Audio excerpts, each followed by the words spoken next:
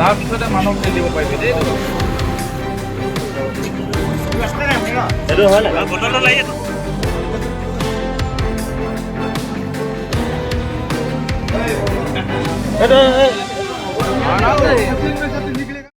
দেখিবলৈ পাইছোঁ আমাৰ লাহোৱাল তেল ডিপুত বহুত দিনৰ আগৰ পৰাই অকণ বিসংগতি এটা চলি আছিলে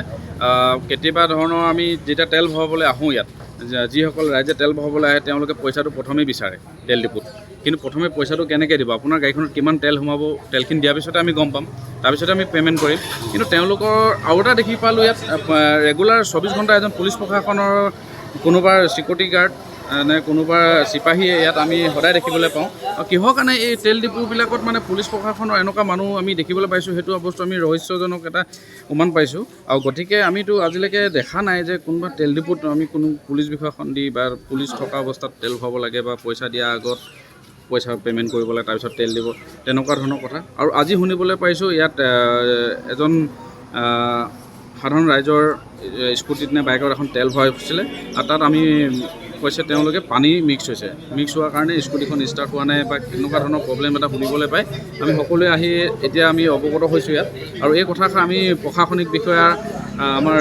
উপায়ুক্ত মহোদয়লৈ আমি এই ইয়াৰ পৰাই লাহোৱাল আঞ্চলিক মদক যুৱ ছাত্ৰ সন্মিলনৰ তৰফৰ পৰা জনাব বিচাৰোঁ যে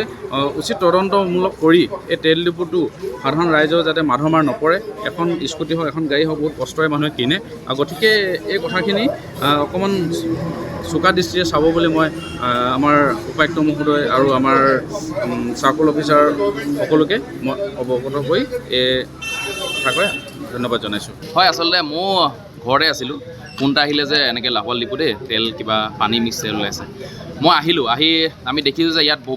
বহুত মানুহৰ গেডাৰিং এটা হৈ আছে যে আচলতে কি হৈছে আচলতে ইয়াত আমি দেখিব পাইছোঁ যে সঁচাকৈয়ে মানে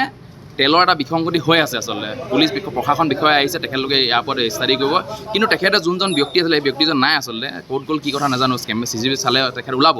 আচলতে ব্যক্তিজন নাই সেই ব্যক্তিজনে গোটেই ডিটেইলছটো জানে যে তেখেতে তেল ভৰাইছিলে ভৰোৱাৰ পিছত তেখেতক CCTV কেমেৰা চালে তেখেতে আহিলে তেখেতে গোটেই বস্তু ডিটেইলছত কৈ দিব আৰু দুটামান কথা তেল ডিপুটোৰ ওপৰত মই দুটামান কথা কওঁ আচলতে ইয়াত তেল ডিপুটোত এই এজন চিকিউৰিটি বিষয়া থাকে এই চিকিউৰিটি বিষয়াজন কিহৰ কাৰণে থাকে আচলতে আমি এই ঘটনাবোৰ মানে কিবা নাভূত নাচোত নহয়নে বাৰু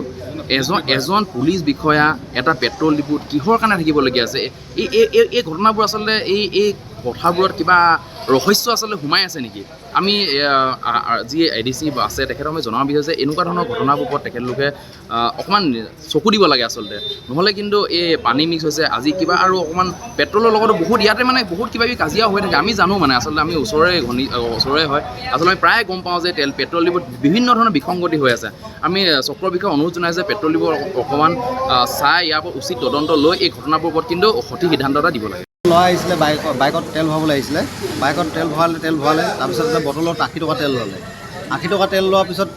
আধা পানী ওলালে আধা তেল ওলালে তেল সেনেকৈ তেওঁ লৈ যাব লওঁতে মেনেজাৰ আহি কিনে বটলটো ভিতৰত ভৰাই দিলে ভিতৰত ভৰাই দিয়াৰ পিছত আমি ক'লোঁ যে বটলটো ভিতৰৰ পৰা উলিয়াই দিয়ক তেখেতে বটলটো ভিতৰৰ পৰা উলিয়াই নিদিলে তাৰপৰা বেলেগ বটল এটা আনি বেয়া তেল দিছে আৰু সম্পূৰ্ণ পানী মিক্স আছে বুলি যোনজন আছে সেইজন ল'ৰাজনে কৈছে আৰু এটা কথা এই তেল ডিপু চলাইছে লগত এজন আৰক্ষী দিছে আৰক্ষী কি কাৰণে দিছে তেলৰ লগত পানী মিক্স আছে